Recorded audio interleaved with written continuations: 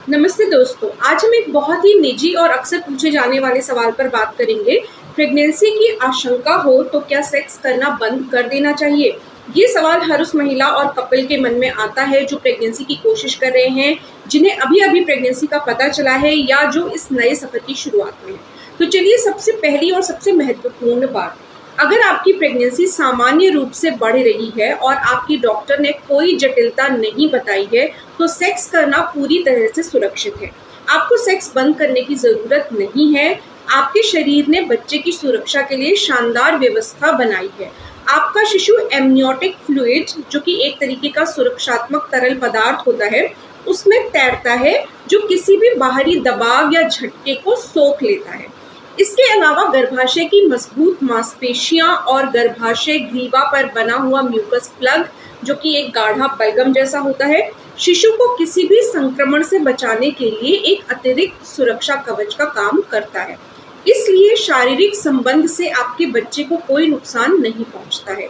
हालांकि कुछ खास परिस्थितियां और चिकित्सकीय स्थितियां होती हैं जिनमें डॉक्टर कुछ समय के लिए या पूरी प्रेगनेंसी के दौरान सेक्स से बचने की सलाह दे सकते हैं। इन स्थितियों में शामिल है सबसे पहले प्लेसेंटा प्रीविया, यानी कि प्लेसेंटा का गर्भाशय ग्रीवा, सर्विक्स जो होता है, उसको आंशिक या पूरी तरह से ढक लेना। इस स्थिति में सेक्स से भारी ब्लीडिंग हो सकती है। समय से पहले प्रसव पीड़ा या झिल्ली का फटना, अगर 37 वीक से पहले प्रसव पीड़ा शुरू हो या पानी टूट जाए तो संक्रमण का खतरा बढ़ जाता है। अस्पष्टीकृत योनि से रक्तस्राव, अगर गर्भावस्था के दौरान बिना किसी कारण के ब्लीडिंग हो रही है तो भी सेक्स अवॉइड करना चाहिए। गर्भाशय ग्रीवा का समय से पहले खुलना या कमजोर होना, जिसको कि सर्वाइकल इनएफिशिएंसी कहा जाता है।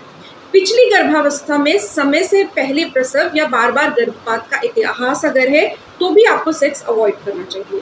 एक्टिव या अनउपचारित यौन संचारित संक्रमण, यानी कि STI, साथ ही अगर आपको गर्भावस्था के दौरान बैक्टीरियल वेजाइनोसिस, गंभीर यीस्ट इन्फेक्शन या UTI, जो कि मूत्र मार्ग का संक्रमण होता है, तो इलाज पूरा होने तक सेक्स से बचने की सलाह दी जाती है, क्योंकि इससे संक्रमण बढ़ सकता है या बार बार हो सकता है। अगली चीज है एक्टोपिक प्रेगनेंसी या जुड़वा या कई बच्चों की गर्भावस्था।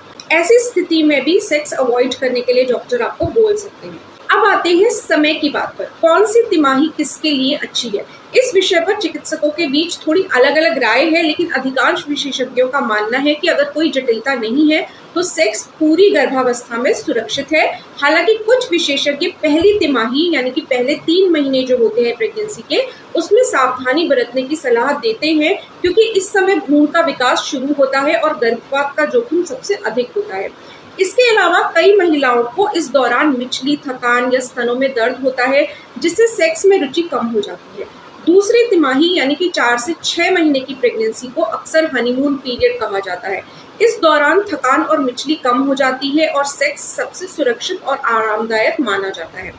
तीसरी तिमाही, यानी कि आखिरी 3 महीने जो होते हैं प्रेगनेंसी के, खासकर 36 वीक के बाद कुछ डॉक्टर सावधानी बरतने की सलाह देते हैं, क्योंकि इस दौरान संक्रमण और समय से पहले प्रसव पीड़ा का जोखिम थोड़ा सा बढ़ जाता है। वहीं कुछ शोधकर्ताओं का मानना है कि इस दौरान सेक्स से निकलने वाला प्रोस्टाग्लैंडिन, यानी कि वीर्य में पाए जाने वाला एक पदार्थ होता है, जो कि सर्विक्स को नरम करके प्राकृतिक प्रसव में मदद कर सकता है। हालांकि इसका कोई पुख्ता वैज्ञानिक प्रमाण नहीं है। अगर आप हाल ही में गर्भवती हुई हैं, जैसे कि 4 हफ्ते की आपकी प्रेगनेंसी है और सेक्स के बारे में सोच रही हैं, तो जब तक आपकी डॉक्टर ने कोई समस्या नहीं बताई है, ये सुरक्षित है। कई बार सेक्स के दौरान या उसके बाद हल्की ऐंठन या स्पॉटिंग हो सकती है। ये आमतौर पर सामान्य है, क्योंकि इस समय गर्भाशय में रक्त का प्रवाह बढ़ जाता है और सर्विक्स अधिक संवेदनशील हो जाता है। हालांकि अगर आपको सेक्स के दौरान दर्द, भारी ब्लीडिंग या लगातार ऐंठन हो तो तुरंत रुक जाएं और अपनी डॉक्टर से संपर्क करें। बहुत सी महिलाएं ये भी पूछती हैं कि क्या ऑर्गेज्म से गर्भपात हो सकता है। आधुनिक चिकित्सा विज्ञान कहता है कि सामान्य गर्भावस्था में ऑर्गेज्म सुरक्षित है और इससे मिसकैरेज का खतरा नहीं बढ़ता है। ऑर्गेज्म के दौरान गर्भाशय में जो संकुचन होते हैं वे प्रसव पीड़ा वाले संकुचनों से बिल्कुल अलग होते हैं और शिशु को कोई नुकसान नहीं पहुंचाते हैं। अगर आपने IVF या अन्य फर्टिलिटी ट्रीटमेंट के जरिए गर्भधारण किया है तो भी सामान्य सावधानियां ही लागू होती हैं। अगर आपकी प्रेगनेंसी हाई रिस्क है तो अपनी डॉक्टर की सलाह जरूर लें। कुछ और अतिरिक्त सावधानियां जो आप रख सकते हैं। सबसे पहले साफ सफाई का ध्यान रखें। संक्रमण से बचने के लिए सेक्स से पहले और बाद में अपने हाथों और जननांगों को अच्छे से धोएं। निपल्स को उत्तेजित करने से बचें। प्रेगनेंसी के आखिरी महीनों में निपल्स को उत्तेजित करने से ऑक्सीटोसिन हार्मोन रिलीज होता है जो संकुचन शुरू कर सकता है। अगली चीज जिसका ध्यान रखना है वो है सही पोजीशन। ऐसी पोजीशन चुनें जिसमें आपके पेट पर कोई दबाव ना पड़े, जैसे कि साइड में लेटना, वुमन ऑन टॉप या चम्मच की तरह, यानी कि स्पूनिंग वाली पोजीशन जिसको बोलते हैं।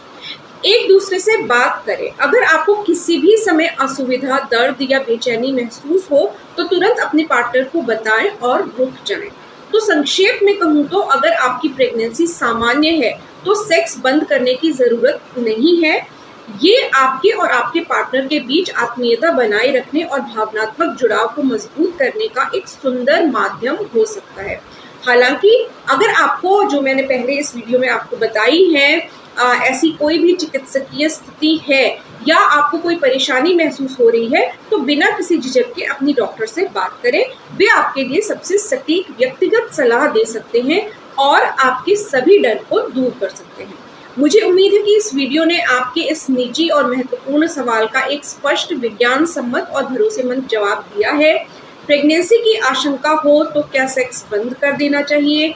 अगर आपको ये वीडियो जानकारी पूर्ण और मददगार लगा हो तो कृपया इसे लाइक करें और अपनी उन सहेलियों या दोस्तों के साथ शेयर करें जिन्हें इस विषय पर सही जानकारी की जरूरत हो सकती है, खासकर उन कपल्स के साथ जो प्रेगनेंसी की यात्रा पर हैं। और अगर आपने अभी तक हमारे चैनल को सब्सक्राइब नहीं किया है तो कृपया करें और बेल आइकन जरूर दबाएं ताकि प्रेगनेंसी, महिला स्वास्थ्य और माँ बच्चे की देखभाल से जुड़ी हर नई जानकारी सबसे पहले आप तक पहुंचे। आपका और आपके होने वाले बच्चे का ख्याल रखें, अपने शरीर की सुने, उस पर भरोसा करें और इस सुंदर और अनोखे सफर को पूरे दिल से जिए, क्योंकि ये समय सिर्फ आपका नहीं, आपके साथी और आपके आने वाले बच्चे का भी है। धन्यवाद। नमस्कार।